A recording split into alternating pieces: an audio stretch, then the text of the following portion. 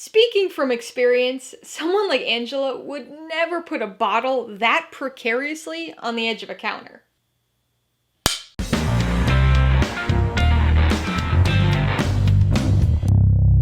Hey everybody, welcome to Mainly Movies. Today I'm going to be talking about the 2022 HBO Max thriller, Kimi. If you're new here, please consider subscribing for a variety of movie-related content like reviews, rank lists, and trailer reactions.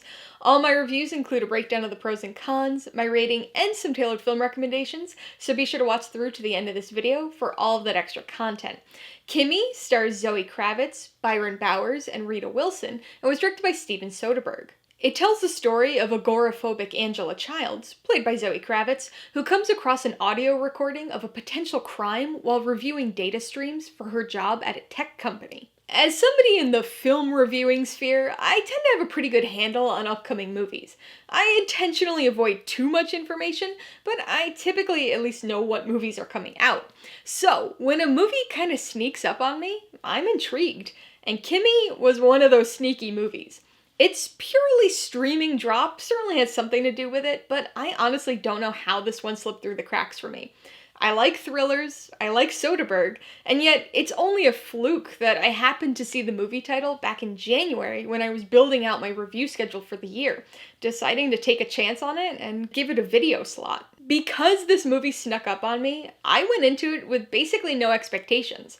I hadn't even seen the trailer, but it turns out that this is my kind of movie. The premise of this film is a very familiar one. Nearly all of its components have been utilized in films before. We've seen plenty of movies about people seeing or hearing something that they shouldn't have. We've watched countless surveillance thrillers and films about potentially shady corporations.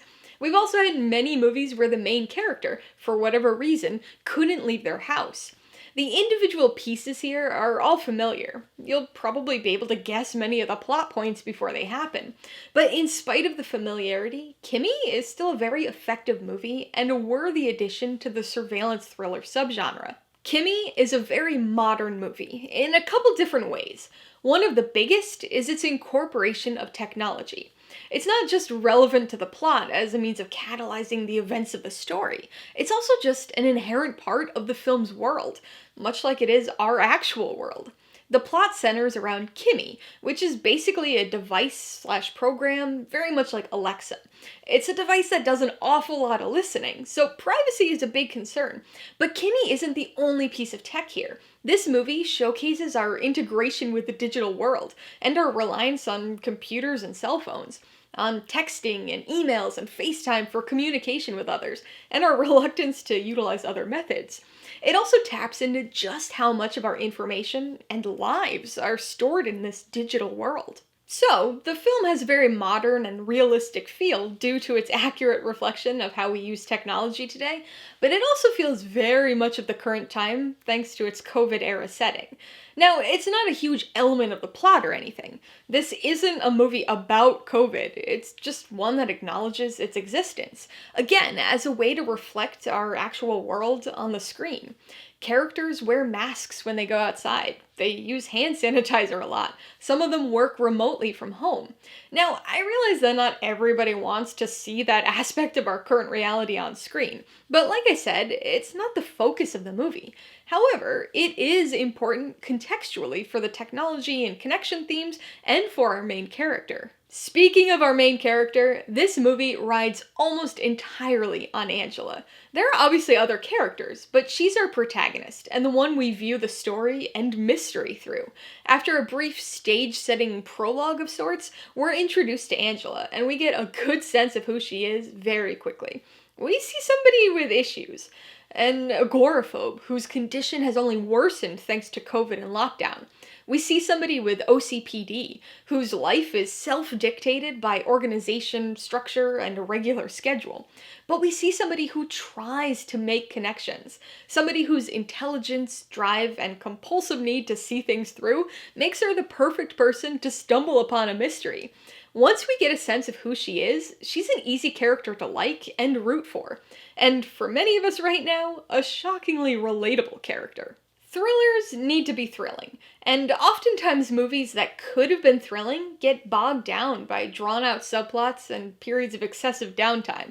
but not Kimi. At only 89 minutes long, this is a very well-paced thriller that doesn't waste any time. It quickly establishes the characters, throws us into the mystery and its thrilling repercussions, and then ramps up the tension and action far beyond what the first act would have you come to expect. It's a short, tight movie with very few extraneous elements. It never dives too deeply into any of its themes or characters, so I can see how some people might be disappointed by the surface level approach, but I actually think it works in the film's favor. In fact, the little pieces of backstory that we do get feel unnecessary. They provide some context, but with how little we're actually given, those tiny tidbits make you question other things and leave you wanting more information that the film just doesn't have time or need to give you. Kimi is an extremely familiar but remarkably solid surveillance thriller. Unlike so many other tech-centric genre films, technology isn't the enemy or villain of the story, but rather a tool. We see it used for both good and bad here, which I think is kind of interesting. Technology itself is neutral. It's the motivations of the people using it that skew it one way or the other. This movie doesn't dive too deeply into this kind of social commentary, but even the shallow end is enough to make you pause and think about your own digital footprint and dependence. Just shy of 1.5 hours long, this is a tight thriller that delivers the exciting story you want without overstaying its welcome. Alright, let's talk about the pros and cons. Pro number 1 is the premise. Now, I realize that might sound a bit weird considering how much of the review I just devoted to talking about the familiarity of it all. One could certainly never mistake this for an original premise, but a story being good doesn't necessarily depend on originality. It's true, the pieces that make up this film are things we've seen in countless other movies.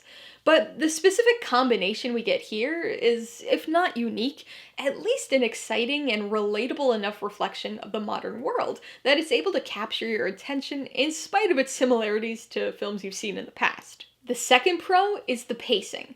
This movie is only 89 minutes long, and for a thriller like this, that's perfect. It doesn't waste any time.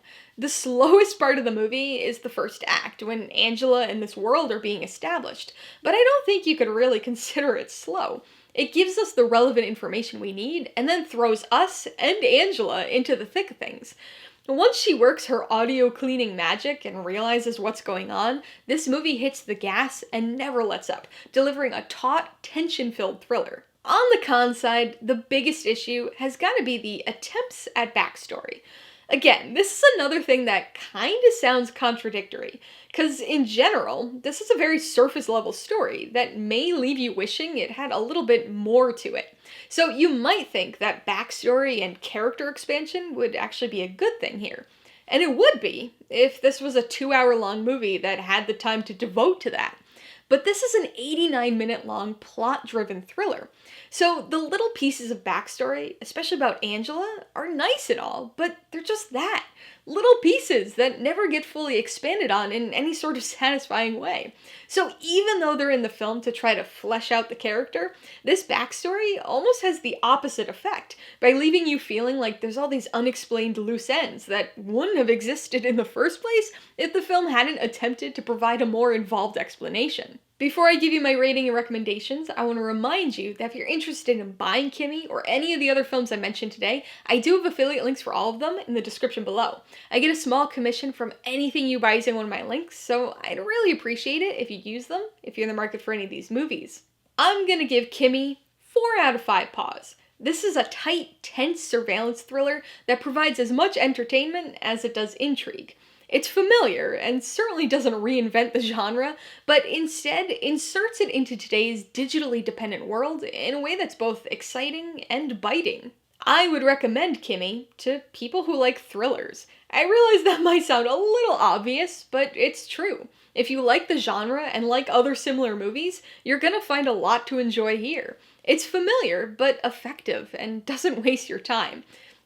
With its tech-centric focus, I think people who live a fairly tech-dependent lifestyle will get the most out of this movie with the relatability factor, but it's still one that I think most people will enjoy. If you liked Kimi, I would recommend Blowout. This is another extremely effective mystery thriller with some remarkably similar plot elements, including the main character inadvertently coming across a sound recording of a possible crime.